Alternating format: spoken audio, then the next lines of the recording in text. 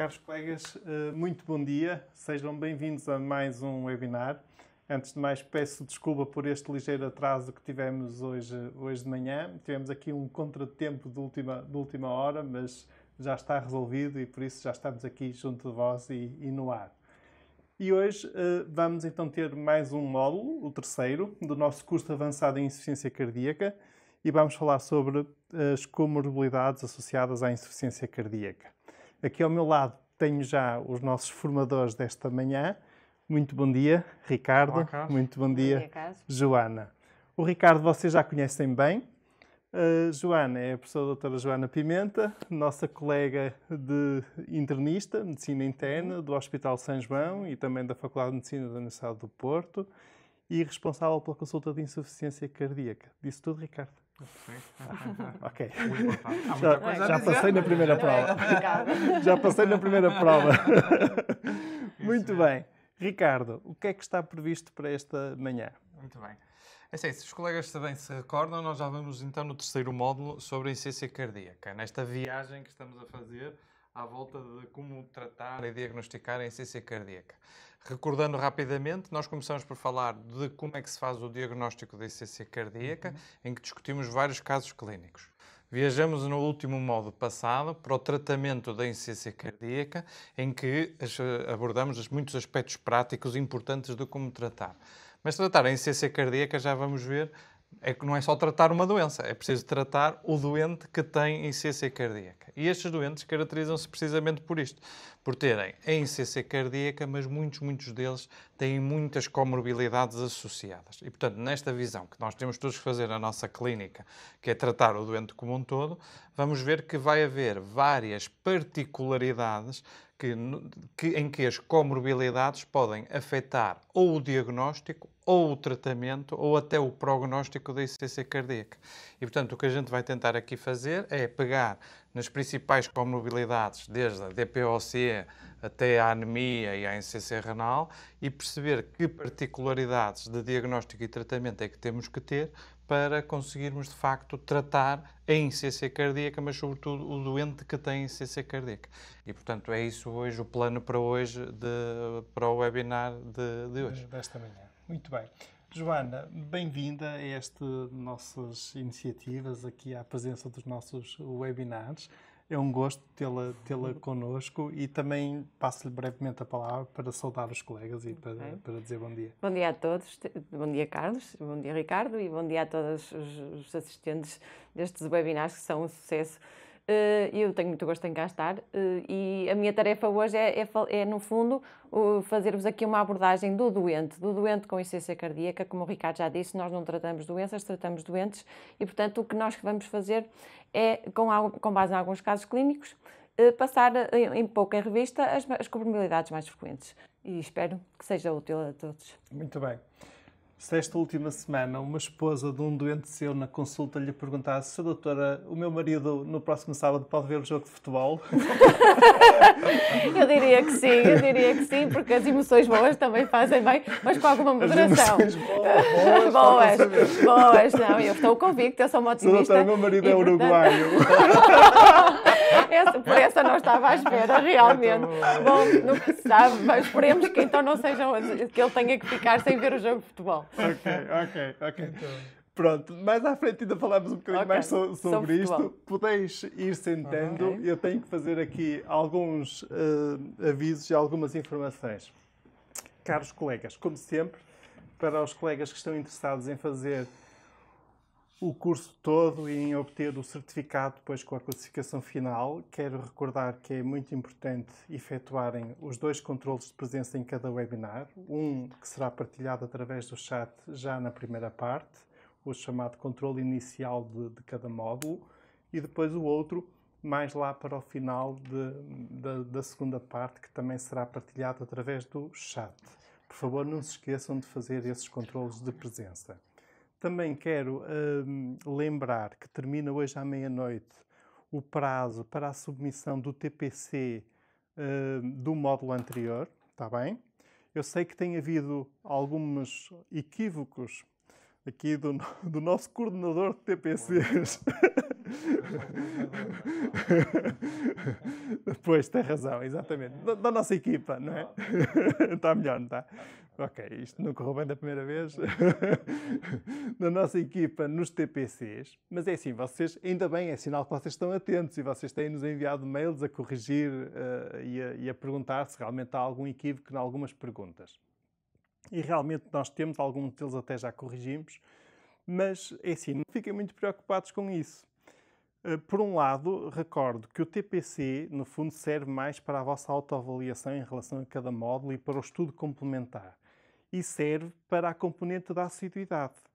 Não tem, o resultado que vocês obtêm em cada TPC, não tem impacto na vossa classificação final, do ponto de vista, digamos, quantitativo, na classificação final do curso. Tem sim impacto na componente da assiduidade, ok?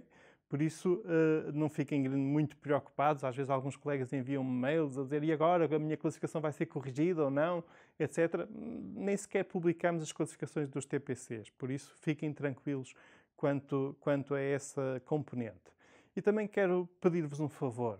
Nós temos vários cursos, digamos, a decorrer ao longo deste ano. Neste momento, pelo menos 3 estão assim muito ativos. E em todos eles temos mais de 1000 colegas a participar nos cursos. É muito complicado para mim se me enviam mails para o meu mail pessoal relativos, por exemplo, a enganos na pauta, relativos aos TPCs. Por isso, há um mail próprio que está publicado no canal de InfoShare de cada curso, para o qual vocês devem realmente enviar esses mails.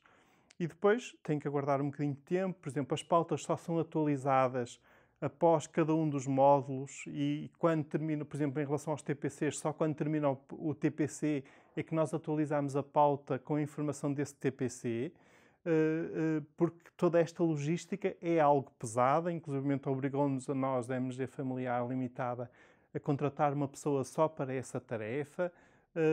E por isso evitem realmente, peço-vos esse favor de inundar a minha mailbox com estas questões da pauta. Enviem antes para esses e-mails, digamos, que estão vocacionados para esse fim. Agradeço a vossa atenção. Só uma última informação sempre relevante. Recordo que este curso é realizado em parceria com a Academia Digital Novartis, nomeadamente da área cardiometabólica, a quem agradeço sinceramente. Sem a parceria não seria possível nós levarmos a cabo este curso e concretizar esta atividade formativa que tão positiva tem sido e que tão do vosso agrado tem sido, e por isso aqui o meu agradecimento também à Academia Digital Novartis. E realmente abordamos um tema clínico onde a Novartis tem produtos do seu interesse e fica também daqui declarado esse conflito de interesses. E agora, Ricardo, Joana, passo-vos a palavra. É que realmente os doentes com insuficiência cardíaca são doentes que têm um componente muito importante de comorbilidades associadas, ou seja, para além da insuficiência cardíaca, têm uma série de doenças que vão desde as doenças cardiovasculares até às outras doenças não cardiovasculares, como a DPOC, sobre o sono, a anemia, a déficit de ferro, a insuficiência renal, as alterações do potássio, a doença cerebrovascular, são todas alteradas por este ambiente patofisiológico da insuficiência cardíaca e, por seu lado, as doenças associadas também condicionam elas uma série de alterações. Por exemplo, a DPOC condiciona a hiperinsuflação, altera a dinâmica do baiximento do coração, por exemplo, e, portanto, vai alterar os sintomas e sinais da insuficiência cardíaca. A anemia condiciona a hemodiluição também e, portanto, agrava as manifestações congestivas.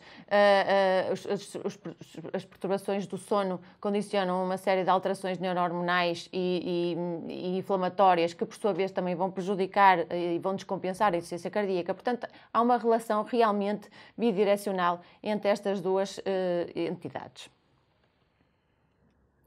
E essa direção bidirecional e essa interação tem impacto no prognóstico. Vemos aqui dados do Registro Europeu de Insuficiência Cardíaca, o registro piloto, portanto mais antigo, e veem aqui que os doentes com mais de 3 comorbilidades têm um prognóstico francamente pior.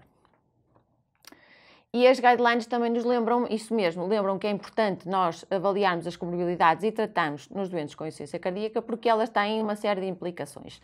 Interferem no processo diagnóstico e vamos já ver que, por exemplo, na DPOC isso acontece muitas vezes, mas até na anemia, por exemplo, quando temos hipervolémia é difícil perceber ou insuficiência renal, se a hipervolémia se deve à insuficiência cardíaca ou às outras comorbilidades. Agravam os sintomas e a qualidade de vida. Podemos ter dispneia porque o doente é obeso, porque o doente tem DPOC, porque o doente tem insuficiência cardíaca, porque o doente tem anemia e, portanto, às vezes é muito difícil nós até percebermos qual é o impacto de cada uma destas entidades e por isso é que nós temos de realmente olhar para o doente e não para as doenças. Contribuem para as hospitalizações e aí, claramente, por exemplo, a DPOC é um fator importante de descompensação, a insuficiência renal e de internamento nos doentes com insuficiência cardíaca e, obviamente, contribuem para a mortalidade.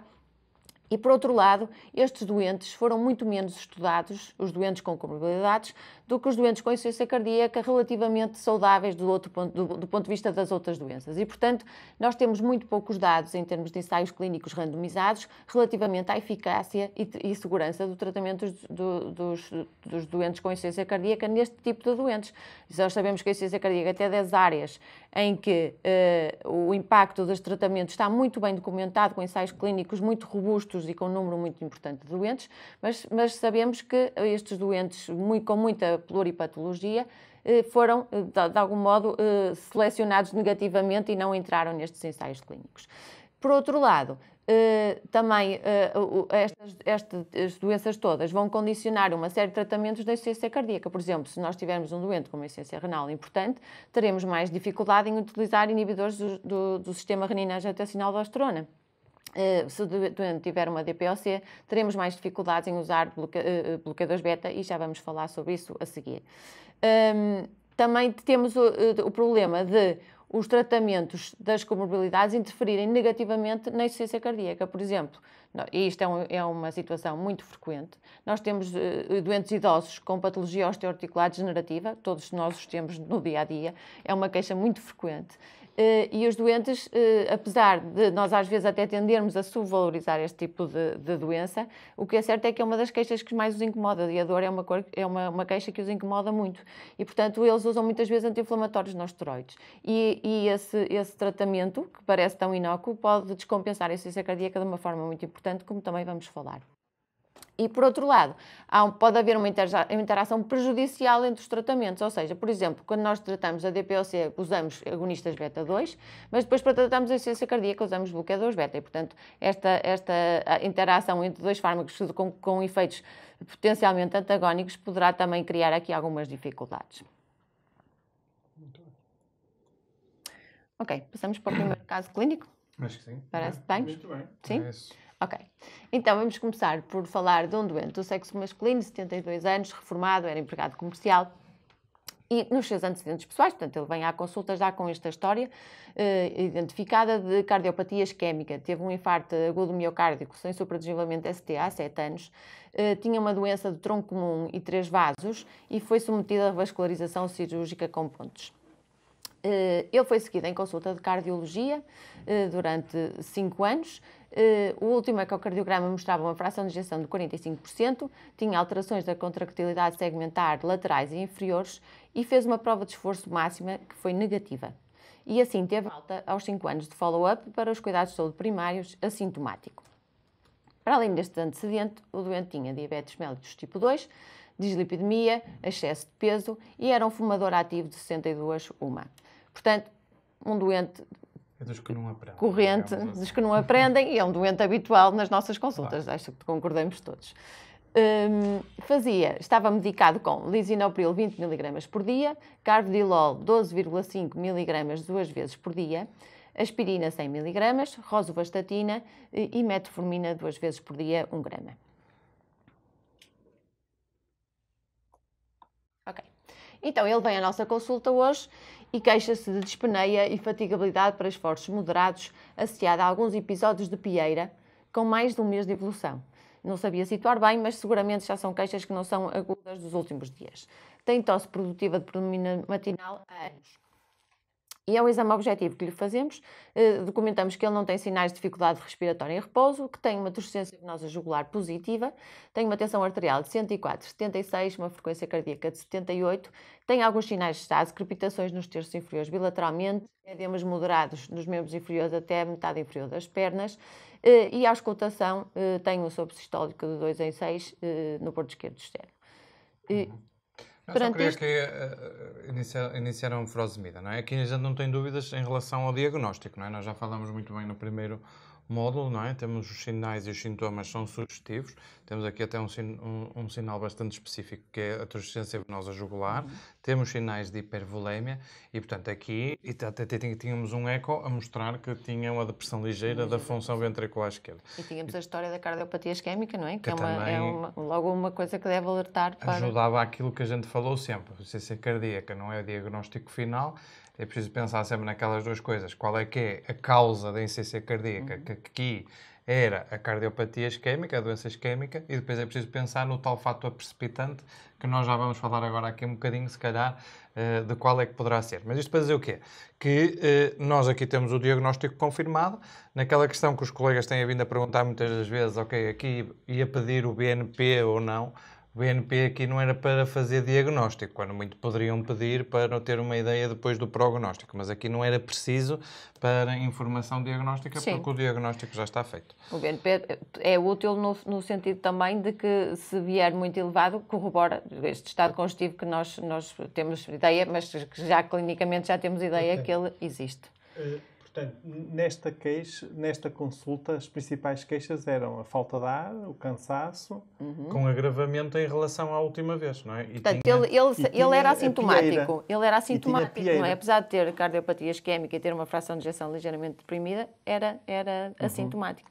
Agora, tinha sinais de congestão, queixas disso também, mas tinha pieira, exatamente. Tinha pieira e tosse produtiva de predomínio matinal. Isto é aquele caso clássico em que nós ficamos na dúvida. Ok, esta descompensação, esta dispneia é mais de origem cardíaca ou é mais de origem respiratória, atendendo ao ser fumador, a esta história arrastada de pieira, etc. É um bocadinho aquele caso que nós temos muito na nossa prática clínica. É um caso temos, então, que nos uma aparece. pergunta para casa. E agora temos uma pergunta para casa. Eu já partilhei aqui e já tenho as respostas. É mais rápido que eu. Olha, eu acho que já fiz aqui o mais agora. Ok. Ora bom, então predomina a resposta 4. Há alguma dispersão, também houve aqui alguns 5, 1, 2, 1, mas predomina claramente a resposta 4, que diz que, no fundo, que, segundo os colegas, o exame menos informativo para caracterizar e esclarecer este quadro clínico seria a espirometria com prova de broncodilatação. Isto aqui podemos fazer depois esta pergunta, depois a Joana vai tentar responder, que é, os colegas, se tivessem este doente, se recebessem este doente na sua prática clínica, quais eram os exames que iriam pedir? Ora, okay? Exatamente. Eu acho que é sobretudo isto que nós vamos querer chegar. Quais são os exames que vão ser importantes pedir nesta fase? E pronto, e acho que é isso que agora vamos tentar entrar aí um bocadinho neste dilema que todos temos no nosso dia-a-dia. Há aqui 2 pontos, não é? Nós temos um doente que temos uma suspeita de insuficiência cardíaca e, para isso, a suspeita muito, muito forte, obviamente, o doente já tinha disfunção ligeira e agora tem sinais e sintomas, portanto, não há dúvida que ele terá algum grau de insuficiência cardíaca, mas também queremos perceber se ele tinha DPOC ou não, uma vez que ele tem uma carga tabágica importante, tem pieira, tem tosse produtiva e por aí fora. Mas eu acho que os nossos colegas estão todos muito atentos, porque eu pus ali uma ressalva que era se efetuado nesta altura. E vamos ver que a resposta 4 ser a maioritária tem razão de ser por causa deste se efetuado nesta altura. Portanto, todos estes exames fazem sentido neste doente. Não é? Faz sentido percebermos se o doente tem anemia, se tem alterações, se tem ferropenia, se tem uma patologia tiroideia que lhe esteja até a disputar esta insuficiência cardíaca, como é que estão os peptídeos natriuréticos, tudo isso é muito importante, o ionograma. E não há dúvida que temos que o pedir. A radiografia do tórax também é importante, porque o doente pode ter, por exemplo, uma neoplasia pulmonar e ter esta dispneia e não ser só uma insuficiência cardíaca e ter uma massa no pulmão, e aí temos que redirecionar as nossas preocupações para outra área. O ecocardiograma, também concordamos todos que é importante para reavaliarmos a função. O doente teve um ecocardiograma em instabilidade já há algum tempo e nós queremos reavaliar a função ventricular esquerda e ver se há outras alterações. O ECG, o Ricardo também concordará, não é fundamental, mas é importante, podemos ver alterações do ritmo. Este doente, por exemplo, pode estar em fibrilação auricular, apesar de não nos parecer na auscultação e no pulso, mas poderá ter alta alteração do ritmo, poderá ter hipertrofia ventricular, uma série de outras coisas que podem ser úteis aqui, embora não façam o diagnóstico por si só. Depois temos as... Sim. Só para complementar uma coisa que a gente falou no anterior, no webinar anterior, que é, no fundo, esta é a avaliação inicial do doente, não é? A avaliação inicial do doente com insuficiência cardíaca ou com suspeita de insuficiência cardíaca tem sempre este tal binómio, não é? Perceber a causa, já percebemos a causa neste. Perceber o fator precipitante. É isto, por isso é que é este estudo analítico. E até houve um colega no último webinar que perguntou porque é que era preciso a tiroide, porque é que era preciso o anograma, o ferro, etc. O raio-x também dissemos que era muito importante. O eco, por causa da questão de já ter um eco antigo, e o eletrocardiograma é fundamental para despistar, sobretudo, a parte arrítmica, que pode ser um fator precipitante, descompensador do doente com insuficiência cardíaca. Portanto, isto já foi até falado um bocadinho em detalhe nos anteriores. Obviamente que aqui nesta discussão vamos focar mais nas comorbidades até do que no tratamento e na abordagem diagnóstica da insuficiência cardíaca, mas vamos fazer aqui um misto. E, portanto, restarmos aqui a espirometria com prova de broncodilatação. É óbvio que nós temos suspeita que este doente possa ter uma doença pulmonar obstrutiva crónica. Agora, se esta é a melhor altura para fazer este exame, essa é que é a questão. E como os colegas também maioritariamente responderam, não será. E não será porquê?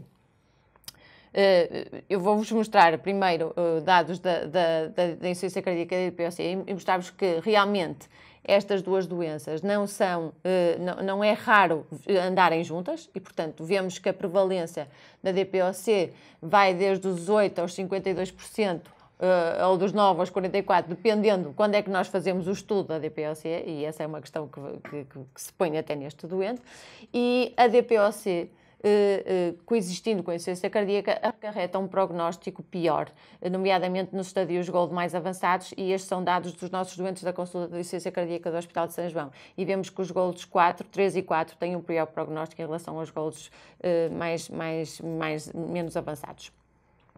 É óbvio que a prevalência da DPOC na insuficiência cardíaca é muito variável, porque também é estudada em alturas diferentes, e é isso que vamos ver aqui neste próximo diapositivo. Se olharem aqui para este quadro, para este gráfico de barras, vemos aqui que quando nós quando avaliamos a FEV1 na altura da descompensação da insuficiência cardíaca, antes do tratamento, a FEV1 é mais baixa. E depois, quando tratamos o doente, o descongestionamos e voltamos a medir a FEV1, a FEV1 é mais alta. Ou seja, o edema, nomeadamente o edema da árvore brônquica desencadeado pela insuficiência cardíaca, pela congestão, dá um valor de FEV1 facilmente baixo. Portanto, não será a melhor altura, quando um doente está descompensado, está congestivo, avaliar os doentes por espirometria nesta altura. E isto também é aqui documentado neste gráfico aqui em baixo. Se virem aqui da percentagem de doentes em que inicialmente se achava que tinham DPOC, estando eles tratados ou não com broncodilatadores, numa população de doentes com insuficiência cardíaca, vemos que só 22% é que se confirmou o diagnóstico quando depois foram reavaliados numa fase de estabilidade. Portanto, esta é uma mensagem que eu acho que é muito importante. É quando nós suspeitamos da DPOC em doentes com insuficiência cardíaca, devemos deixar a realização de espirometria para uma altura de maior estabilidade, em que o doente já não está congestivo. Mas há outras implicações no diagnóstico da DPOC nos doentes com insuficiência cardíaca. Para já é difícil percebermos se este doente tem mais risco de DPOC ou tem mais risco de insuficiência cardíaca, porque os fatores de risco são muito comuns, misturam-se muito. O tabagismo é um fator de risco para as duas, para a doença cardiovascular, aterosclerótica, para a DPOC, como neste doente. A obesidade, por exemplo, também se associa às duas coisas. Portanto, os fatores de risco são relativamente a hipertensão. Os DPOCs, por si só, também têm muita prevalência de doença cardiovascular e, aliás, é uma das causas mais importantes de morbimortalidade nos DPOCs. Depois, os sinais e sintomas também são muitas vezes semelhantes. Nós podemos ter um doente com uma DPOC e um corpo pulmonar que tem edemas, que tem dispneia, e nós podemos pensar até, ele se calhar tem insuficiência cardíaca, mas é uma insuficiência cardíaca se calhar só direita, porque ele tem um corpo pulmonar relacionado com a sua doença respiratória crónica. Deixa-me só então complementar isto, que acho que isto também é interessante. Quer dizer, não é que seja uma causa muito frequente, mas, como estava a dizer a Joana e muito bem, há doentes que têm uma doença pulmonar obstrutiva crónica há muitos anos, que lhes vai condicionar, sobretudo, disfunção ventricular direita. Podem ter insuficiência cardíaca em que a causa é a DPOC, no fundo, o corpo pulmonar, o tal corpo pulmonar, ou seja, não é só a questão de as doenças estarem muitas vezes associadas, mas a própria DPOC, em alguns casos, não é que seja muito frequente, mas que acontece pode ser a causa da própria insuficiência cardíaca, que é mais uma insuficiência cardíaca direita, como a gente lhe chama. Ok, e para juntar aqui mais uma peça a este baralho que já está um bocadinho complicado, depois temos o problema, se nós achamos que este doente tem DPOC e insuficiência cardíaca e vamos fazer um ecocardiograma e realmente documentamos uma fração de ejeção reduzida, é relativamente fácil. Este doente terá as duas coisas, muito provavelmente. Agora, se o doente tem sinais e sintomas, mas nós temos dúvidas se ele tem uma insuficiência cardíaca com fração de ejeção preservada, esses doentes são muito mais difíceis de diagnosticar. Concordas, Ricardo? Sem dúvida, Portanto, e aí sim, quando a gente tem dúvidas no diagnóstico, aí o BNP pode ajudar. De facto, nesta diferenciação, se a dispneia é mais por DPOC, ou então se esta dispneia é por uma insuficiência cardíaca com fração de ejeção preservada. Nós já falamos um bocadinho disto no módulo inicial e depois vamos falar disto mais à frente no módulo de insuficiência cardíaca com fração de ejeção preservada. Ok. E só juntar, já que vamos para a deixa dos péptidos natriuréticos, mostrar aqui esta figura. Não estou a conseguir. Cá estou. Portanto, nós temos aqui, isto é o valor dos peptídeos natriuréticos, e estamos a ver aqui um limite, e temos os valores dos peptídeos natriuréticos na DPOC e na insuficiência cardíaca. E vemos aqui que há uma área em que, quando os doentes têm DPOC e têm insuficiência cardíaca direita ou corpo pulmonar, têm os peptídeos natriuréticos de alguma forma elevados, porque têm disfunção do ventrículo direito e o peptídeo natriurético também se secreta no ventrículo direito. E, portanto, quando temos doentes com insuficiência cardíaca estável, eles podem ter BNPs relativamente baixos. Portanto, há aqui uma zona cinzenta, no fundo é isto que eu acho que é importante. Há uma zona cinzenta de péptidos natriuréticos em que uma elevação relativamente pequena dos péptidos natriuréticos não nos ajuda muito a perceber se é uma DPOC ou se é uma insuficiência cardíaca. Portanto, isto é uma área que não é fácil, mas se vai haver um módulo especificamente dedicado à insuficiência cardíaca com fração de ejeção preservada, eu acho que vai ajudar depois a perceber isso. Depois, em relação ainda à espirometria, há aqui o problema de nós fazermos a espirometria na insuficiência cardíaca aguda, que já falamos, e há também a questão dos bloqueadores beta, que na fase aguda também reduzem um bocadinho a FEV1. Portanto, nós temos de ter isso em conta também quando valorizamos os valores da espirometria.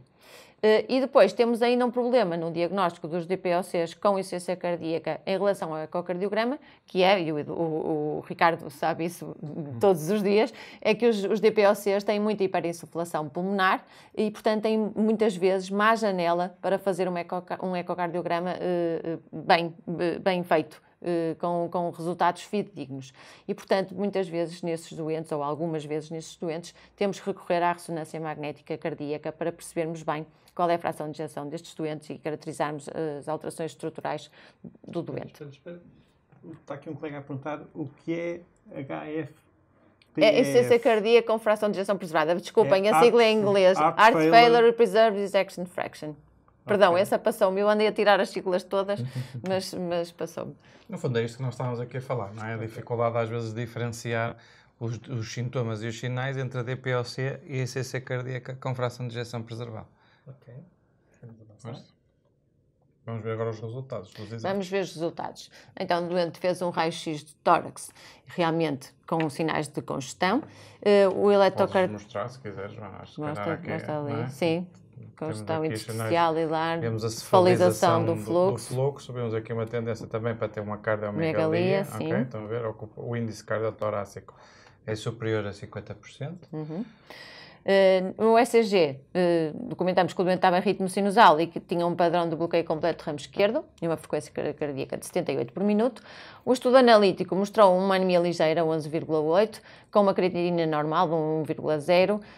A função tiroideia era normal e o doente tinha uma ferritina de 95 microgramas por litro e uma taxa de saturação da transferrina de 14%. O ecocardiograma mostrou uma fração de ejeção mais reduzida em relação à última terminação, 32%. Não há dúvida que este doente tem uma insuficiência cardíaca com fração de ejeção reduzida, com as alterações da contractilidade, das alterações isquémicas que nós sabemos que este doente já tinha. As provas funcionais respiratórias foram realizadas depois do doente estar compensado, tal como nós todos achávamos que era melhor, e mostraram uma alteração ventilatória mista com um componente obstrutivo moderado a grave, com uma FEV1 de 64% e uma FEV1 de FVC de 0,67, com uma prova de broncodilatação negativa. Então, perante este resultado, eu não sei se já tinhas lançado a pergunta. De o fazer. Se calhar era melhor ainda recapitular o slide anterior, que agora os colegas têm a pergunta no chat e conseguem ir. Ok, mas se calhar posso... O slide anterior, no fundo, era se perante um doente que tem um diagnóstico de uma DPOC, com um síndrome obstrutivo moderado, o que é que vamos fazer a este doente? Que fazia. Aquela pergunta que toda a gente faz, não é? Eu vou recapitular o que é que o doente... beta, se não é? Exatamente. Este doente estava medicado em relação ao bloqueador beta com carvedilol 12,5 mg 2 vezes por dia.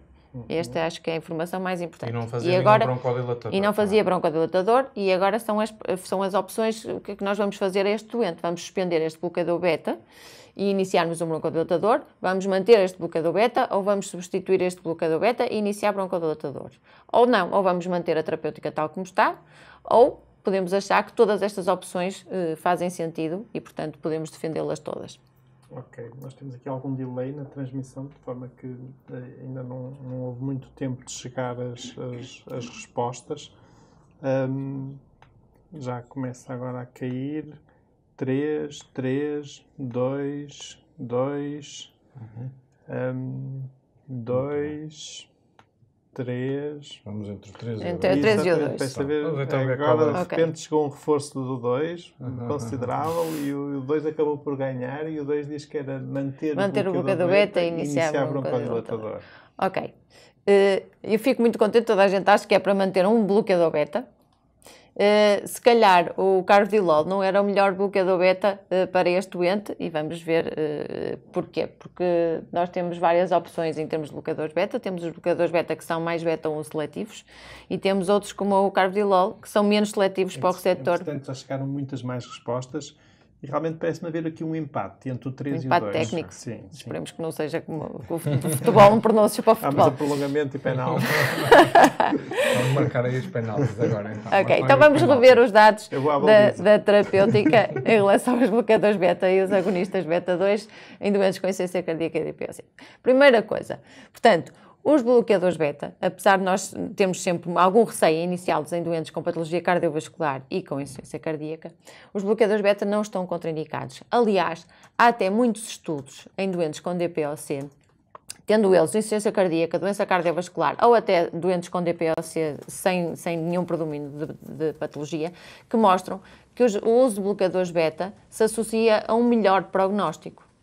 E isso até é a base para um ensaio clínico que está a decorrer de avaliar a utilização de bloqueadores beta na DPOC para avaliar com o pressuposto de que poderão melhorar o prognóstico nestes doentes. Portanto, não temos que ter receio de manter o bloqueador beta na insuficiência cardíaca com um doente que tem uma DPOC também. Apesar disto, e apesar de todos nós sabermos isso, os dados mais recentes do registro da insuficiência cardíaca da Sociedade Europeia de Cardiologia mostram que, ainda assim, os doentes com insuficiência cardíaca e DPOC são menos tratados com bloqueadores beta do que os doentes sem DPOC.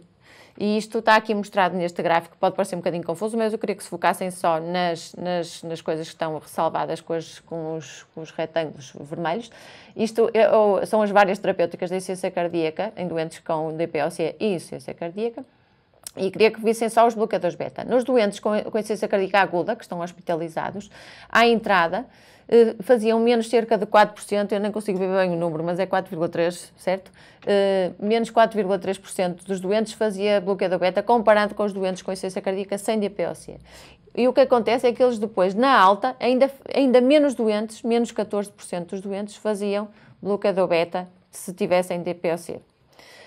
Nos doentes crónicos, antes da consulta e depois da consulta, todos eles faziam menos 4% do que os doentes que não tinham DPOC e que tinham insuficiência cardíaca. Portanto, no fundo, o que é que isto mostra? Mostra que as pessoas têm tendência, quando o doente é hospitalizado por insuficiência cardíaca aguda e tem DPOC, têm tendência a retirar de alguma forma os bloqueadores beta, mas isto não faz sentido e nós temos que fazer um esforço todos nós, para tentar pensar que estes doentes beneficiam muito com o bloqueador beta, os insuficientes cardíacos, e que a DPOC não é uma contraindicação para usar bloqueadores beta.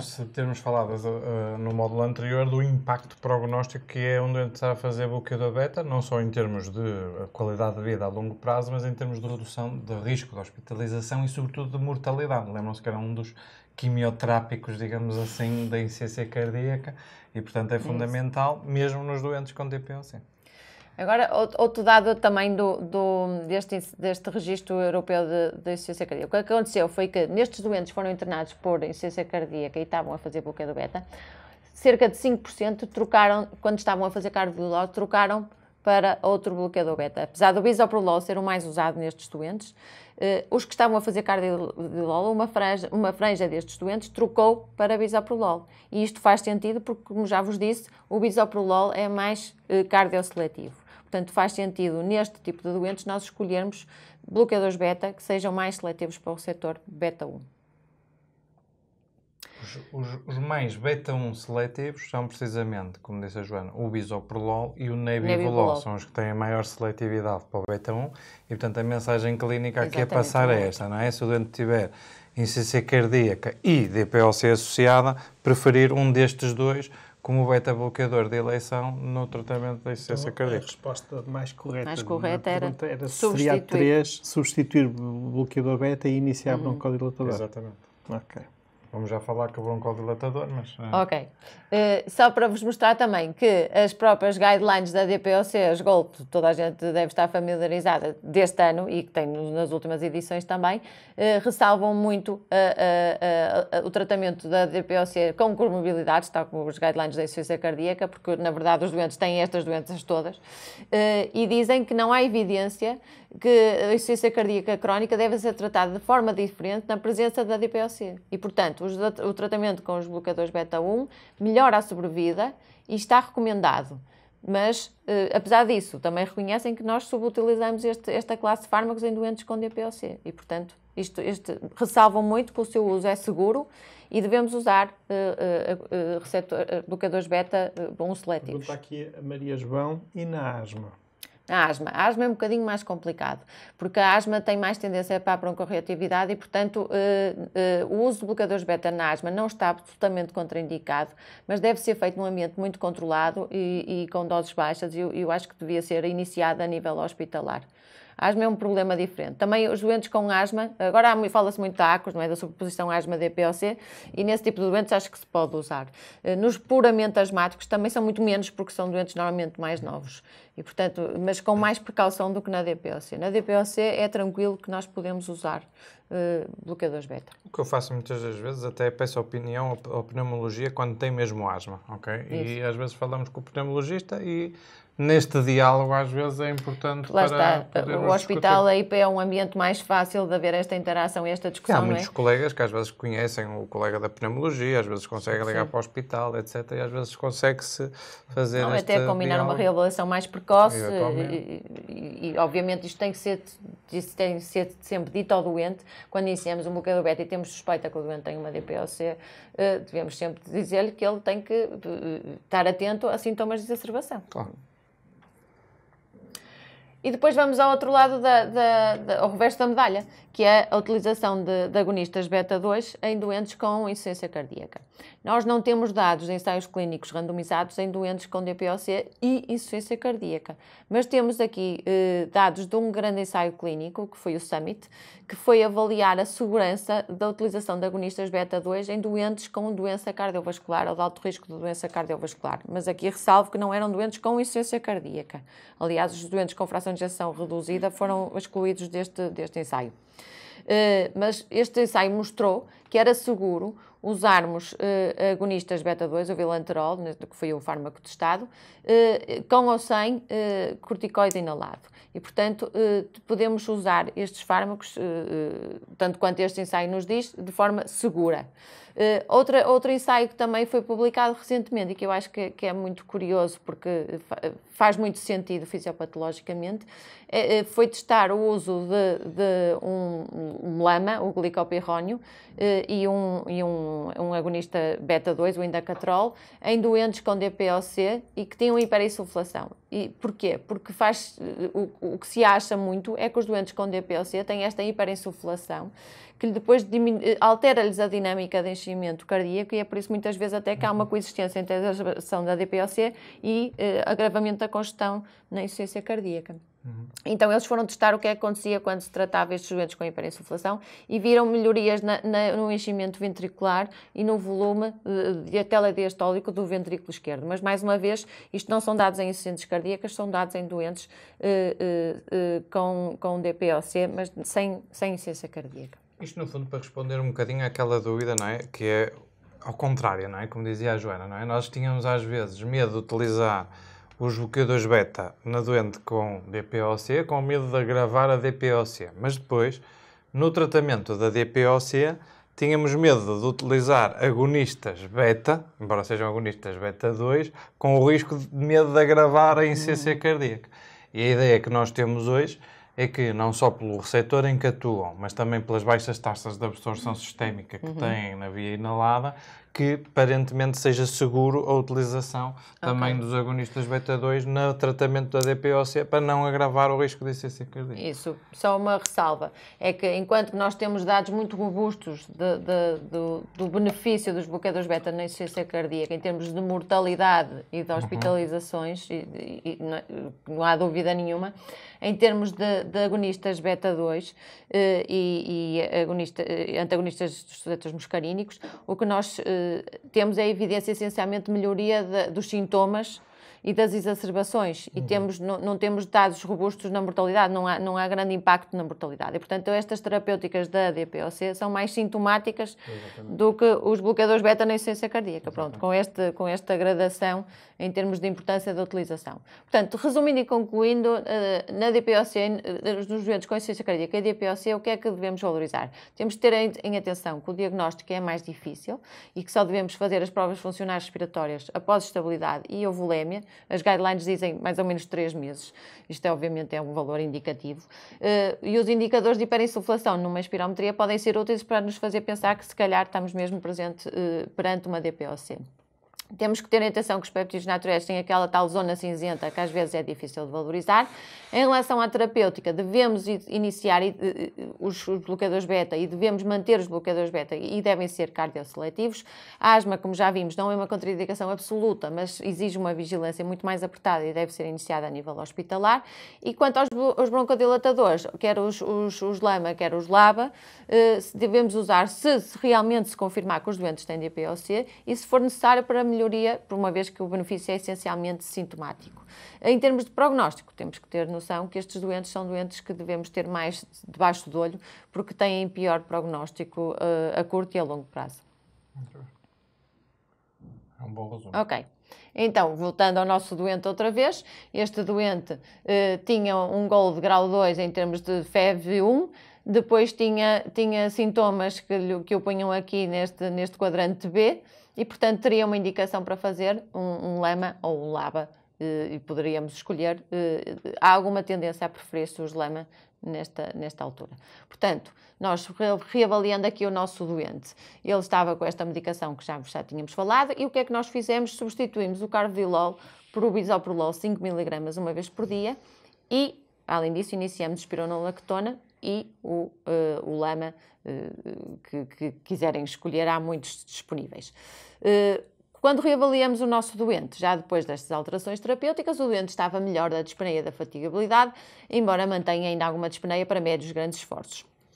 Não tinha sinais de congestão, respondeu, portanto, ao diurético e à terapêutica dirigida à insuficiência cardíaca, tinha uma tensão arterial de 98 mm de mercúrio de tensão arterial sistólica, uma frequência cardíaca abaixo dos 70, que é o nosso alvo para este tipo de doentes, e tinha uma queixa nova, tinha dor e sinais inflamatórios na primeira articulação metatarsofalangica esquerda desde o dia anterior. Trazia consigo umas análises, função renal normal, um ionograma também sem alterações, um BNP de 390 moderadamente alto e um ácido úrico de 9,3 mg por decilitro, portanto, francamente elevado. E agora pergunta para a assistência. Portanto, não sei se queres ler. Qual é a melhor opção para o tratamento da crise gotosa? Acho que não temos dúvidas com esta apresentação tão típica, não é? De dor, calor, rubor e dor na primeira articulação metatarsofalangica. Qual era a melhor opção para tratarmos a crise de gota deste doente? Um anti-inflamatório não esteroide, a colchicina, a prednisolona, usarmos só haloperidol ou todas as hipóteses são adequadas e podemos escolher a que nos aprouver. Este caso era fácil, não é? Esta crise de gota era muito fácil de diagnosticar, mas também é preciso lembrar que estes doentes, não raras vezes, têm crises de gota em locais menos habituais, não é? Por exemplo, exatamente. Nós temos aqui também muitos colegas da medicina interna a assistir a este módulo e não é nada raro nós termos nos doentes da descompensação da insuficiência cardíaca terem durante o internamento também as crises de gota. Por uma série de questões e eu posso dizer até que há 15 dias estive de urgência e tive uma crise de gota para tratar e realmente o senhor facilitou as coisas porque já tinha história de gota e identificava aquilo mesmo muito bem, mas as queixas dele eram essencialmente nos joelhos, que não é o sítio mais típico. Sim, e também tinha numa das articulações metacarpofalângicas. Pergunta aqui uma colega, a Cristina Paiva, tenho uma dúvida, o doente não tinha furosemida? Tinha. Nós iniciamos a furosemida, não sei se na lista dos tratamentos. Iniciamos logo no início, quando ele nos apareceu congestivo. Ainda sem termos feito os estudos, já tínhamos iniciado diuréticos. Aqui, neste tipo de doentes, o porquê de ser frequente estas crises de gota? Porque o diurético, quer a insuficiência cardíaca, quer o uso de diuréticos em alta dose, são hiperúricos para a hiperuricemia. E, portanto, tens a seguir um slide para isso, não tens? Tem. Ok. Portanto, mas aqui o único diurético que ele estava a fazer era furosemida. Sim. Ok. E qual era a dose? 40 era miligramas. só 40. Ok. Muito bem, já temos imensas respostas e desta vez há quase unanimidade. Resposta 2, colchicina. Muito bem. Ok. Queres responder? Muito bem. Eu também acho que a colchicina era a melhor opção. Porque os anti-inflamatórios não esteroides, como já vimos, não são uma boa opção para tratamento de dor, embora às vezes sejam precisos como anti-inflamatórios, não se dão de todo um fármaco a utilizar em doentes com insuficiência cardíaca, principalmente quando eles estão descompensados, e o risco deles, estando eles estáveis, o risco de descompensar é muito grande. A colchicina é uma boa opção para estes doentes com insuficiência cardíaca. Temos um slide para isso, mas posso já discutir isto brevemente. A colchicina é um bom fármaco para o tratamento da gota aguda. Tem um inconveniente que é a toxicidade nos doentes que têm insuficiência renal. E, portanto, este doente tinha uma boa função renal, era uma boa opção. Nos doentes com doença renal avançada, a colchicina tem risco de toxicidade muito aumentado. E, portanto, nesses doentes não seria uma boa opção. A prednisolona... O que fazes nesses doentes? Pois, era isso. Terceiro patamar, a prednisolona poderia ser uma boa opção. Temos nós também noção que a prednisolona também aumenta a retenção hidrossalina, mas de qualquer maneira, nos doentes com doença renal avançada e que têm insuficiência cardíaca, nós usamos muitas vezes prednisolona para o tratamento da crise aguda de gota. Ok. Do ponto de vista prático, como é que prescrevemos a colchicina? 1 grama na inicial e depois, passado 1 hora, mais 0,5 e em princípio o doente fica bem. Agora usam-se doses mais baixas do que se usavam antigamente, mas normalmente com este esquema o doente costuma responder em termos de controle. Também havia quem utilizasse... Mas só 2 tomas? Não, e depois manter diariamente, sim. E introduzia o halopurinol ou não? Pois, essa é uma boa questão. E quando? Muito bem perguntado. Este não é consensual, a suspensão ou não do halopurinol na crise de gota. Há umas guidelines dizem para manter, outras dizem para suspender. Mas eu acho que se pode manter, mas temos é que associar a colchicina para evitarmos que o doente tenha crises repetidas de gota. Portanto, o doente vem à consulta, tem crise de gota, instituímos colchicina. Sim. Dizemos ao doente, pode parar quando deixar de ter dores ou vai manter durante quanto tempo? Se o doente tiver crises, se isto for só uma crise, é para parar depois da fase aguda. Agora, se o doente tiver crises recorrentes e tiver muita hiperuricemia e nós quisermos usar halopurinol, uma estratégia que podemos fazer é associar colchicina e halopurinol ao mesmo tempo. O halopurinol tem um risco de desencadear crise de gota. Mas só na fase inicial ou só manter-se? Durante 6 meses. A associação com Os dose dois? baixa de colchicina, sim. Mas quando é repetido? Mas quando temos crises agudas recorrentes ou temos tofos e nós queremos dar o halopurinol permanentemente, pode ser uma estratégia. Se não, usamos só colchicina na crise aguda, esperamos que resolva e depois começamos a halopurinol, porque o doente tinha hiperuricemia de forma importante, não é? E aí não será melhor aproveitar a colchicina na fase aguda para iniciar o halopurinol sob proteção da colchicina?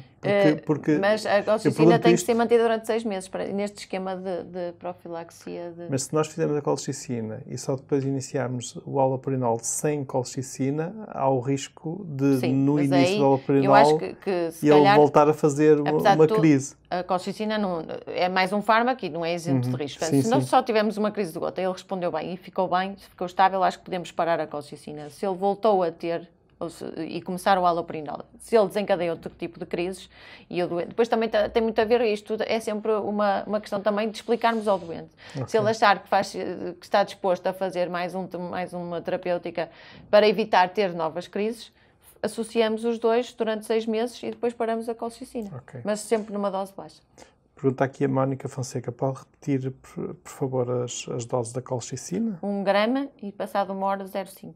Ok. A Sofia, a partir de que taxa de filtração glomerular deve ser usada a prednisolona em vez da colchicina para tratamento de gota num doente com insuficiência cardíaca? Eu não sei se lhe consigo dizer a taxa de filtração glomerular, mas acho que em doentes com disfunção renal moderada grave, ou seja, abaixo dos 30, não usávamos a colchicina, porque o risco de toxicidade é importante. E nos outros, mesmo assim, abaixo de 60, temos que reduzir a dose, porque senão temos risco de neurotoxicidade, por exemplo, e não faz sentido. E a prednisolona é um fármaco que resulta bem na crise aguda de gota, 3, 4, 5 dias de prednisolona, sempre com atenção que podemos precisar, por exemplo, de aumentar o diurético um bocadinho nessa fase também. É preciso vigiar bem o peso do doente nesta fase, não é? Com prednisolona, porque de facto há um risco de retenção hidrossalina e isso pode descompensar também a própria insuficiência cardíaca. Sim. Ok. No fundo, nós temos, quando estamos a tratar a insuficiência cardíaca e outras coisas, quando estamos a tratar um doente, temos sempre que fazer este exercício de risco-benefício. É? Exatamente, o risco-benefício, que é sempre muito importante. Do ponto de vista de halopurinol, pergunta aqui uma colega, quais os riscos do halopurinol? O halopurinol tem um risco importante, que é o da toxicidade cutânea, não é? Dá reações cutâneas importantes. Esse é o risco maior. Ok. Depois, a Isabel Santos, a colchicina na profilaxia nesses primeiros 6 meses do halopurinol, como se usa? Uma vez por dia? 0,5, uma vez por dia, sim. Ok. E, entretanto, eu tenho aqui a informação relativa à questão da taxa de filtração glomerular. Ou seja, numa clearance creatinina entre 50 a 80 ml por minuto, fazer uma redução da dose. Ok? No caso de insuficiência renal severa, moderada grave, não dar. Clearance creatinina, não usar, não é? Espera aí. Eu vou fazer aqui uma captura de ecrã e envio para os colegas, porque tem aqui várias variantes e é mais fácil.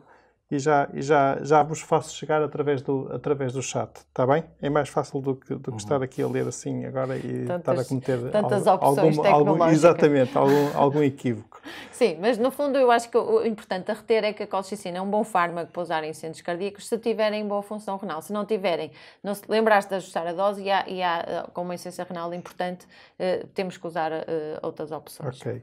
Mesmo na naproxeno não poderíamos dar poucos dias de tratamento? Pergunta aqui um colega. Anti-inflamatórios não esteroides são sempre má opção em doentes com insuficiência cardíaca. O naproxeno é um anti-inflamatório não esteroide, apesar de haver alguns ensaios que dizem que é mais seguro. Deixem-me só desmistificar, que eu acho que as pessoas fazem um bocadinho de confusão com essa história do naproxeno, ok? E às vezes até somos nós que às vezes induzimos um bocadinho em confusão. O que é que são duas histórias diferentes.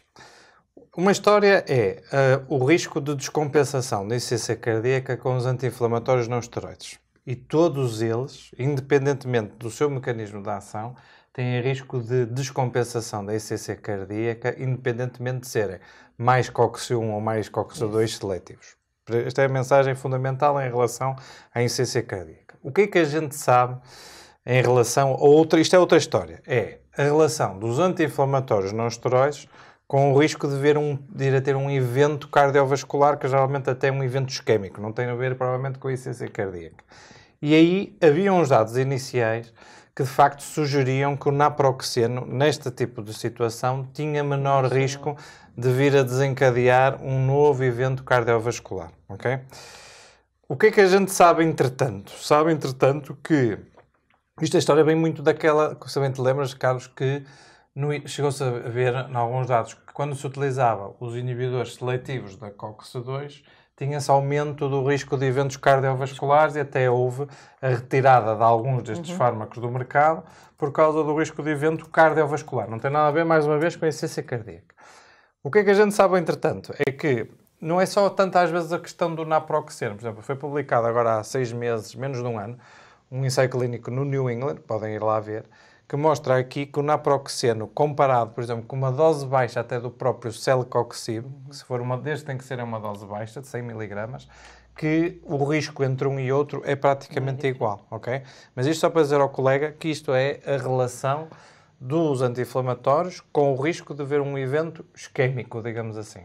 Não tem nada a ver com o risco de descompensação da insuficiência cardíaca, que aí é um efeito de classe de todos os anti-inflamatórios não esteroides.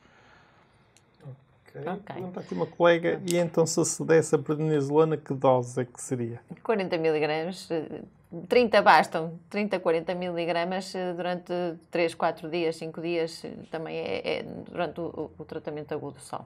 Ok, muito bem. Podemos avançar. Okay. Então, só revendo esta relação insuficiência cardíaca e gota, mais uma vez, este é um exemplo de doenças que se potenciam uma à outra.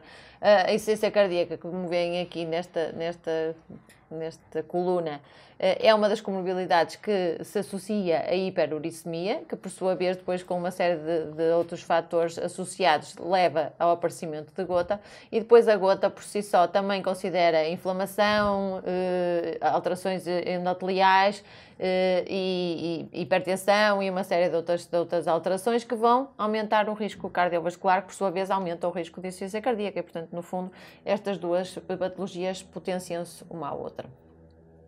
E há dados que mostram que os doentes com gota têm um pior prognóstico do que os doentes com insuficiência cardíaca que não têm história de gota. Têm maior risco de hospitalizações e de mortalidade de qualquer causa, como mostra este ensaio publicado em 2010, esta análise. E o que também mostra, e eu acho que é curioso, é que o uso de haloperidol em doentes em doentes que têm história de gota, é protetor, associa-se a melhor prognóstico. Portanto, devemos tratar estes doentes com história de gota, obviamente. A minha mensagem que eu levo para a minha prática clínica deste estudo é um bocadinho esta. Se o doente tem insuficiência cardíaca, até está estável, se tem uma crise de gota, é um sinal de alerta, ou seja, tratem, obviamente, bem a crise de gota, mas avisem o doente para vigiar de forma mais detalhada o risco de edemas, o peso, etc., porque isto pode ser, de facto, um trigger, lá está, um desencadeador de uma descompensação de insuficiência cardíaca. Claro, e depois eles estão muito associados, não é? Quando temos descompensação, usamos mais diuréticos, temos mais risco de hiperuricemia e, portanto, temos mais risco de gota. E depois gota, mais inflamação, mais congestão, mais risco de agravamento da insuficiência cardíaca. No fundo, está tudo muito ligado.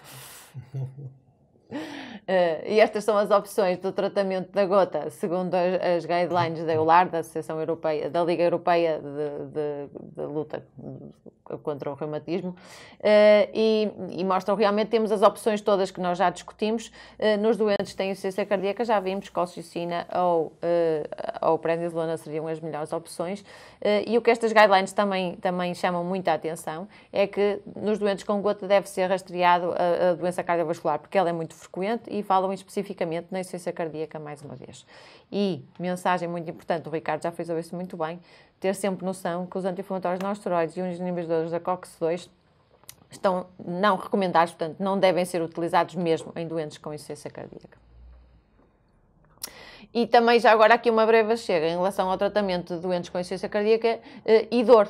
Porque os doentes têm dor na insuficiência cardíaca por gota, mas por muitas outras coisas. E muitas vezes, na fase da insuficiência cardíaca avançada, têm queixas de dor, muito também por um mau estado geral, pela dispneia, e esses doentes são difíceis de tratar.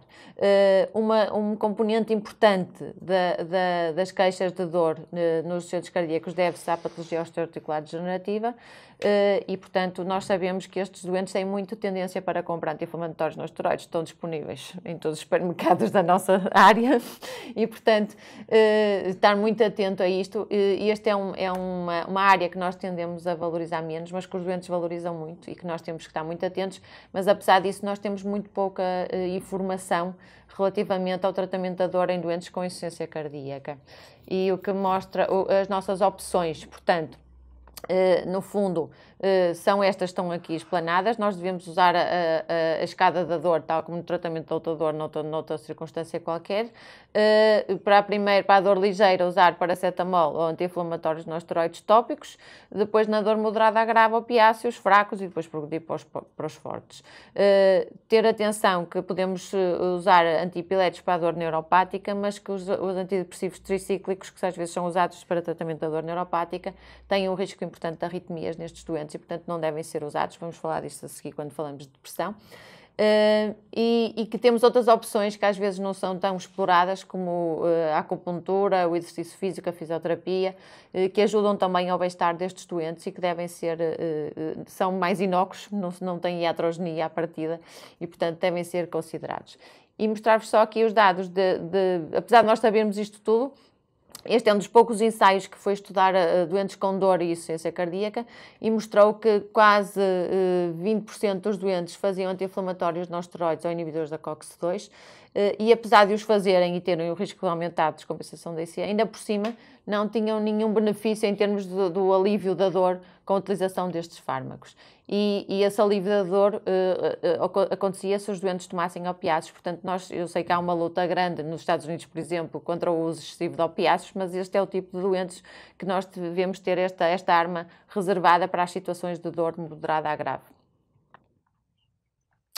Portanto, voltando ao nosso doente, tinha então agora um diagnóstico, para além dos outros todos que já tínhamos falado, de gota, e fez o curso de colchicina na fase aguda da crise e depois iniciou allopurinol. E o objetivo da redução do allopurinol é para um ácido úrico inferior a 6 mg por decilitro. Enviamos este doente também à consulta de nutrição e à consulta de cessação tabágica, que é um componente importante, é motivar estes doentes para a cessação tabágica, que é fundamental para a melhoria da sua qualidade de vida e do prognóstico. E depois temos outra questão. Muito bem. Vamos deixar o slide assim no ar, para aproveitar o facto de haver delay, para responder ainda algumas perguntas que aqui ainda sobram. Antes de mais, uma correção a todos nós, aos três. É que colchicina não existe. Existe colchicina. E depois, colchicina com quê? Exatamente. E depois o nome comercial é que é parecido com colchicina, mas não é colchicina. Ok, pois. Tem uma letra diferente. A última letra é diferente. Por isso, nós os três, eu também, cometemos essa pequena incorreção. E depois, pergunta aqui a Rita, e o metamizol, podemos usar para tratar a dor na crise de gota? Metamizol, não tenho dados que não sei se alguém pode ajudar, vou pedir a ajuda de casa. Exatamente. Pois, não tenho ideia que tenha assim eficácia em termos de alívio da dor. Ok, depois, o que está disponível em termos de comprimidos, são comprimidos a 1 miligrama. Sim, meio comprimido. Parte-se, normalmente, recomenda-se isso, ok. Isso também é dose, às vezes, por exemplo, que a gente utiliza nas pericardites. Também é uma coisa que hoje em dia se sabe que é eficaz no tratamento das pericardites e também é isso que fazemos. Ok. Depois, mais uma outra pergunta. A Liliana, não tendo feito nenhuma crise de gota e o doente apresentando nas análises hiperuricemia, medica-se ou não se medica? Não se medica. Se não tem história de gota, acho que não. Ok. E agora sim, podemos já passar... A não ser que seja um valor, obviamente, muito alto, aí há quem medique. Ok. Entretanto, chegaram aqui mais duas respostas. Medicamos com halopurinol apenas os doentes com crise de gota... já respondemos, é a mesma. É uma questão sempre que vem... uma réplica. Surge sempre. A contraindicação de AINE no tratamento da dor em doentes com insuficiência cardíaca também é para os doentes com insuficiência cardíaca com fração de ejeção preservada, certo? Também é, sim, porque o risco de congestão é igual. Portanto, neste aspecto, são muito parecidos as duas entidades, porque há aqui inibição das prostaglandinas e, portanto, há um risco de congestão. E na insuficiência cardíaca com fração de ejeção preservada isso também acontece. Ok. Entretanto, aliás, já temos... desculpe só dizer, a hipertensão arterial também é uma situação que não devemos usar anti-inflamatórios não esteroides, a doença renal também, e estas situações coexistem muitas vezes no mesmo doente. Portanto, pensar bem num doente com patologia deste foro, pensar bem se o anti-inflamatório é uma boa opção para eles. Normalmente não é. Ok. Entretanto, já temos algumas respostas.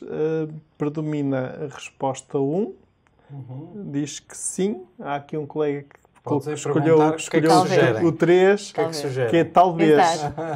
Querem dar umas sugestões? Se quiserem dar umas sugestões enquanto vamos andando, a gente já vai explicar. Mas gosto do talvez. Fica sempre bem, não? Sim, não, ou talvez. Então, colegas, se nos quiserem escrever o sim, seria... O que é que ainda iriam fazer mais? O que é que ainda iriam fazer mais? E enquanto chegam as vossas respostas, volto aqui a uma outra questão. Pergunta à Tânia, para colegas, ou para a colega, para a Joana, o que é um valor muito alto que ele levaria a medicar-se em crise prévia? Aquele valor mítico dos 100, mas isto é obviamente empírico. Eu acho que não há dados assim que nos levem a tratar estes doentes. E o halopurinol, como já vimos, há situações em que desencadeia uma toxicidade cutânea muito importante. Portanto, eu acho que devemos reservar o tratamento para as situações mais importantes, não é? No fundo. E vamos usar o nosso bom senso clínico. Exatamente. Não chegaram a números mágicos. Não chegaram ninguém nos sugere nada. Temos que avançar. Estamos a avançar. Não se quis comprometer. Então vamos ver aqui o que é que podemos melhorar. Está aqui a Rita, respondeu agora a Rita, exercício físico, programas de reabilitação pulmonar. Rita, muito bem. Essa é uma boa questão e também vamos enviar este evento para a reabilitação. Mas ainda há mais alguma coisa que podemos fazer reabilitação respiratória, diz outra colega, a Paz. A Cristina Paiva, avaliação do controle da diabetes. Também, sim. Vamos falar de diabetes e IC também mais à frente. Em breve de ICC cardíaca e diabetes. O que é importante? Atividade física, diz aqui outra colega. A atividade física é muito importante. É difícil pôr os doentes a fazer. Se tivermos programas de reabilitação, ótimo, mas isso são uma franja muito pequena de doentes é que têm acesso a esse tipo de programas. Portanto, incentivar sempre os doentes a caminhar é uma boa atividade. A marcha é uma boa atividade física para os doentes com insuficiência cardíaca e realmente é barata, é inócua e tem efeito no prognóstico. E, portanto, concordo 100% que era uma boa opção. E é. Ok, mas nós agora íamos falar da insuficiência cardíaca e de déficit de ferro, que é uma questão que podemos melhorar também neste doente, como vamos ver a seguir. Quando quando uma pessoa tem déficit de ferro... Este doente tinha? Este doente tinha déficit de ferro. Vamos ver o que é depois déficit de ferro para um incêndio cardíaco. Nós mostramos há poucas análises. Nós mostramos logo no início. E a cinética do ferro. São muitas. Eu vou dizer, tinha uma ferritina de 95 e uma taxa de saturação de transferrina de 14%. porque está muitos slides atrás, se calhar, para estarmos a ir... Mas eu tenho presentes os valores. É 95 de ferritina, portanto, e uma taxa de saturação de transferrina de 14%. E vamos ver que este depois é um valor que é importante para o insuficiente cardíaco. Mas porquê é que é importante esta questão do déficit de ferro? O ferro é importante não só para a síntese da hemoglobina, como também para uma série de processos celulares e mitocondriais. E, portanto, quando nós temos déficit de ferro, temos um déficit na produção. Também com um efeito placebo, também. Ou seja, ele diz que dá ferro a um doente que se cansa, ele vai pensar que vai ficar logo mais forte. Vai achar que é uma boa opção. Concordo, Ricardo. Iron Man está tão na moda agora.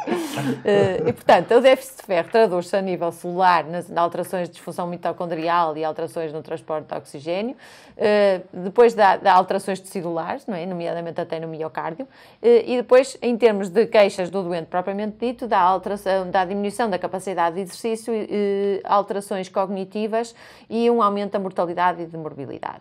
Isto porque o ferro é importante para a síntese, então, da hemoglobina, portanto, daí ele associar-se, obviamente, à anemia ferropénica, mas também dá alterações em termos de processos celulares que são importantes nestas manifestações do doente de alterações cognitivas e alterações da capacidade funcional.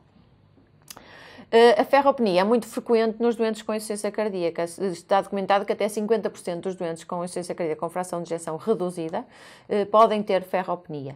E ela existe por várias causas. Uma parte porque os doentes absorvem menos ferro pela via intestinal. Outro componente importante é que estes doentes têm perdas quer por gastrointestinais, muitas vezes porque são doentes anticoagulados, antiagregados, que têm sempre tendência a sangrar do tubo digestivo, e nós sabemos isso no dia-a-dia, vemos muitos doentes com ferropenia que estão anticoagulados e a quem temos depois, obviamente, de fazer o estudo do tubo digestivo. E, por outro lado, também temos as perdas destes doentes, que um doente com insuficiência cardíaca relativamente avançada faz muitos controles analíticos, muitas punções, quando está internado também a mesma coisa, e portanto tem muitas perdas nesse sentido que às vezes nos esquecemos. E por outro lado, a insuficiência cardíaca é uma doença com componente inflamatório subjacente, e a inflamação também dá ferropenia porque impede a utilização do ferro onde ele está armazenado no sistema reticuloendotelial. E portanto os doentes com insuficiência cardíaca têm um déficit de ferro que pode ser real, absoluto, ou seja, não têm mesmo ferro no organismo, mas também têm uma deficiência de ferro funcional, não conseguem utilizar corretamente o ferro que está no sistema reticuloendotelial. E esta ferropenia está documentado que se associa a pior prognóstico, quer o doente tenha anemia, quer não tenha. Ou seja, não é só os doentes têm ferropenia e têm anemia que têm pior prognóstico. Se nós percebermos que o doente tem ferropenia, mesmo que ele não tenha anemia, este doente vai evoluir pior do que um doente com insuficiência cardíaca que tem níveis de ferro adequados. E, portanto, há uma associação da ferropenia com menor capacidade funcional, pior qualidade de vida e mortalidade, e esta associação é, como já vos disse, independente da presença de anemia. Então, quais são os critérios para nós dizermos que o insuficiente cardíaco tem déficit de ferro? Estes são os critérios que foram testados nos ensaios clínicos e são os critérios que devemos utilizar para valorizar a existência ou não de ferropenia em doentes com insuficiência cardíaca.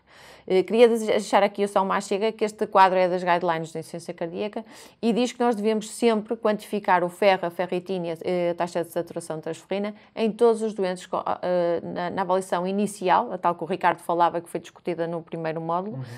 Deve fazer parte do estudo da cinética do ferro, não só porque se eles tiverem déficit de ferro é importante tratar, como vamos ver, mas também porque a hemocromatose é uma causa importante de insuficiência cardíaca e que é tratável. E, portanto, não é muito frequente, obviamente, é uma doença relativamente rara, mas é tratável e, portanto, se nós percebemos que este doente tem disfunção ventricular, mas tem uma hemocromatose, o tratamento é completamente diferente, uma parte é diferente do doente que não tem hemocromatose. Portanto, isto vem responder a uma pergunta que um colega teve no primeiro módulo e que nos perguntou porque é que no doente com insuficiência cardíaca, na abordagem inicial, se pedia a cinética do ferro nesta avaliação inicial do doente com insuficiência cardíaca. Grande memória. Estamos cá para isso. Okay. O Ricardo está sempre atento. Joana, Estou enganado ou estas unidades em que temos aqui a ferritina não são as mais comuns que encontramos nos valores de referência dos nossos laboratórios?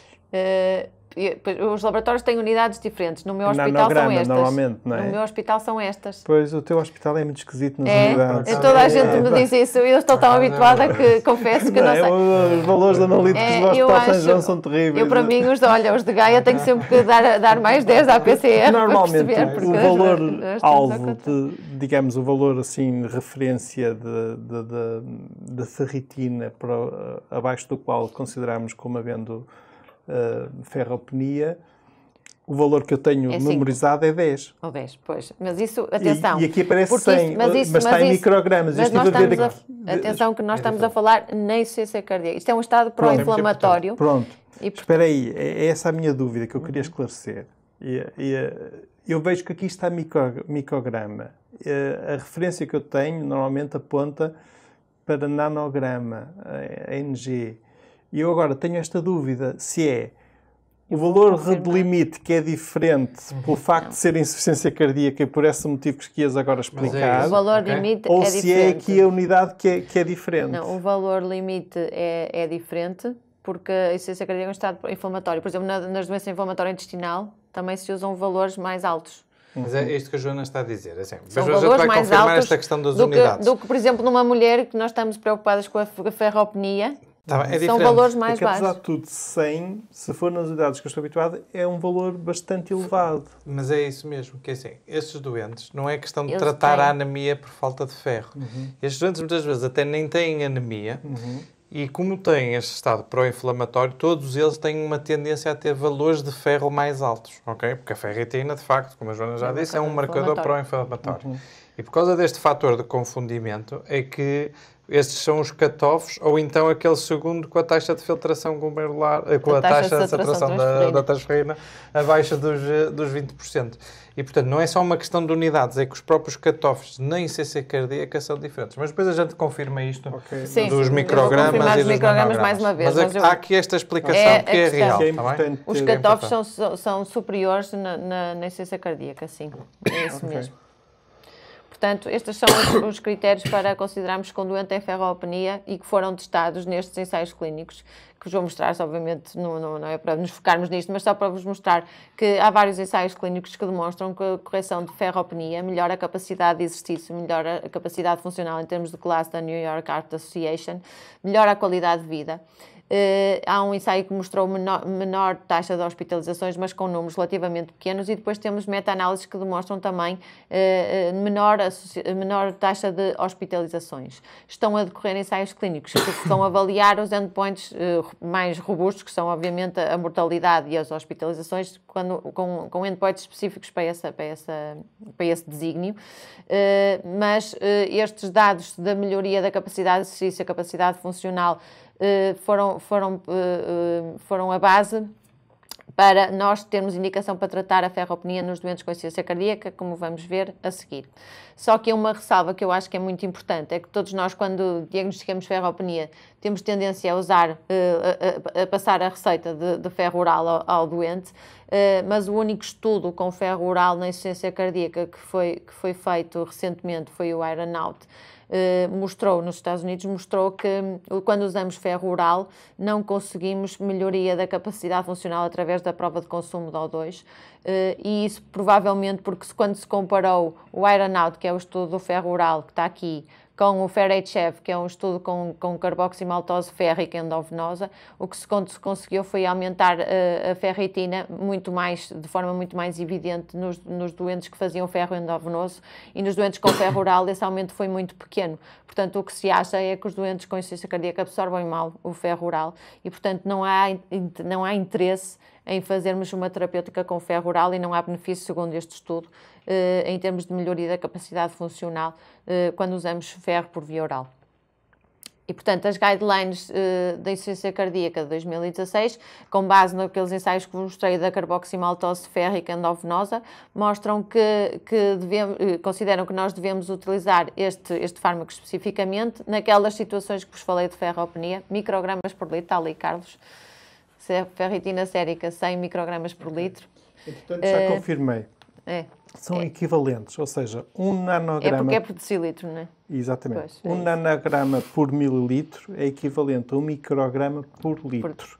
Ou seja, realmente, quando temos aqui microgramas, 100 microgramas por litro, estamos a falar também de 100 nanogramas. Afinal, não é o meu hospital que é esquisito. Não é o teu hospital neste caso, é mesmo o valor que é 10 vezes superior ao tradicional. Ao doente, sim, àquela mulher jovem que nós estamos preocupada com a ferropenia, por exemplo.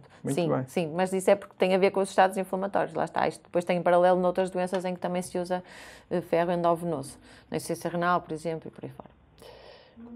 Só um bocadinho, ainda temos que manter no ferro, temos aqui algumas perguntas, ou então vamos à próxima questão e depois quando esperamos pelas respostas eu coloco as perguntas. Sim, não é questão, agora íamos concluir o que é que nós fizemos, o que é que fizemos a este doente. Pode ficar este slide. Sim, pode ficar este. Pode ficar, então vá.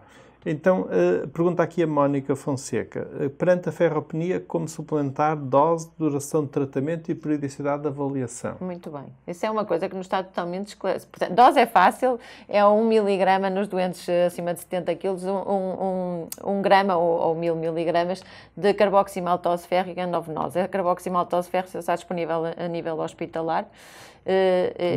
Nós queremos coisas no ambulatório. Pois, mas era isso que eu estava a dizer. Este tipo de doentes só pode ser tratado, mas mesmo quando usávamos óxido de ferro sacarosado, também não conseguiam tratá-lo. Tudo que seja ferro endovenoso tem que ser referenciado ao hospital, não é? Pronto.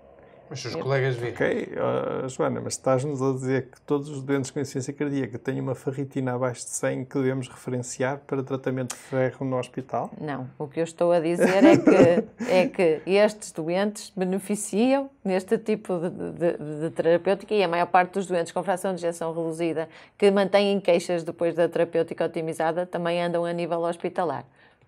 Percebe? Portanto, isto é uma coisa, no fundo, isto é um corolário de um tratamento que já vem de trás e estes doentes não são geridos nem só nos cuidados de saúde primários, nem só no hospital, são cogeridos. Não é, nós só sabemos. Sim, nós temos que lembrar sentido até fazia, não é? Ele foi testado por causa disso. E o ensaio foi testado nos Estados Unidos, foi feito este ensaio e ele é recente, foi comunicado no ACC o ano passado, 2017.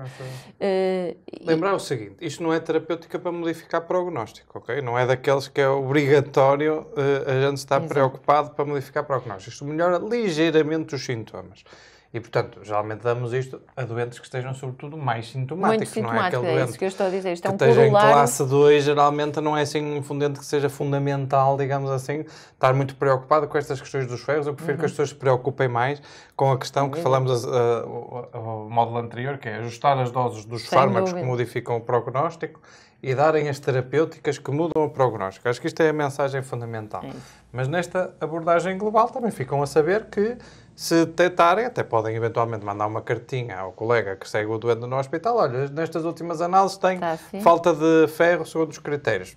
Considere eventualmente a questão do ferro, de fazer o ferro endovenoso. Agora, de facto, o oral para já não é que até pode funcionar, mas o ensaio clínico único que há não mostrou grande melhoria da capacidade funcional, ou seja, da qualidade de vida do doente. Ok. E pesquisam, pergunta aqui aos colegas, pesquisam a ferropenia de quanto em quanto tempo? Uma vez por ano? Quando se trata, depois, o que se sugere é 3, 4 meses reavaliar e ver se o doente precisa. Mas, normalmente, com este tipo de tratamento, eles ficam com suplementos de ferro durante alguns meses. Portanto, faz sentido reavaliar e depois reajustar. Mas lá está, como diz o Ricardo, é óbvio que este é um módulo de comorbilidades e, portanto, nós estamos focados nas comorbilidades. Mas atenção que o tratamento da insuficiência cardíaca deste doente é muito importante e por isso é que nós temos este slide aqui para vos lembrar isso, é que a carboximaltose férrica aqui é no fundo, uma parte do tratamento de um doente que se mantém muito sintomático e que nós queremos melhorar. Mas há muitas outras coisas a fazer por este doente, nomeadamente tratar a insuficiência cardíaca e neste doente que tinha uma dose máxima de lisinopril e que se mantinha muito sintomático, nós optamos por alterar para sacubitril valsartan e depois temos que considerar ainda os dispositivos. Portanto, o tratamento deste doente não se resume aos tratamentos das comorbilidades, mas nós hoje estamos focados em mostrar-vos que há comorbilidades que nós temos que estar atentos e que têm tratamentos e têm implicações terapêuticas. Mas quer dizer o CRTD? CRTD, terapêutica de ressincronização cardíaca com desfibrilador. Nós depois vamos falar disto em maior detalhe. Nós, a semana passada, no módulo passado, falamos um bocadinho dos aparelhos, não é? E chegamos até a falar destas siglas no final do módulo passado, mas depois não tivemos muito tempo. Mas depois, mais à frente, vamos ter aqui um tempo para falar o que é melhor os dispositivos. No fundo, só este doente tinha um bloqueio de ramo esquerdo, tinha um QRS alargado e, portanto, poderia beneficiar deste tipo de tratamento, que depois vai ser discutido noutro módulo, mas já agora vamos levantando o véu. Muito bem. Em termos de fármacos, o que havia ainda a fazer, se bem se recordam, falamos disto no módulo anterior, era então, temos um doente com insuficiência cardíaca, com uma fração de ejeção abaixo de 40%, tinha 32, se não me engano. 32. Estava a fazer uma dose otimizada de ECA, nós aqui iríamos substituir pelo sacubitril/valsartan. Porquê? Porque tem impacto prognóstico, não é? Mais uma vez, melhorar a mortalidade, reduzir a probabilidade de mortalidade e o risco de hospitalização. Aqui faríamos isso. Lembrar aquilo que nós falamos também no módulo passado, que é aquela ideia do que falamos do stop, wait and go, não é? Parar o lisinopril, parar, por exemplo, o fim de semana e depois na segunda-feira seguinte iniciar o sacubitril/valsartan.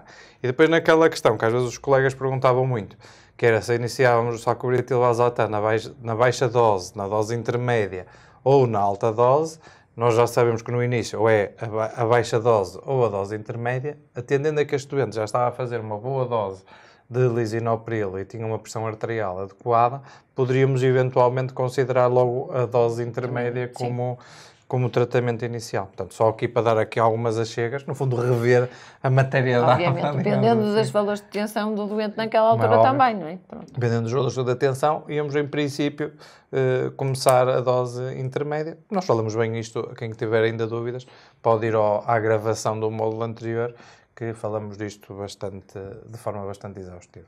Muito bem. E o tempo passou depressa. Já são 11h35. E agora vamos entrar no caso clínico 2, não é? Exatamente. E é a altura ideal, se calhar, para fazermos o nosso intervalo. O intervalo. Está bem? Combinado. Que tal? 11h36, voltamos às 11h45. É? Muito bem. Caros colegas, 10 minutos para descansar, esticar as pernas, relaxar um bocadinho e voltamos. Está bem? Às 11h45, mais coisa, menos coisa. Até já, até já.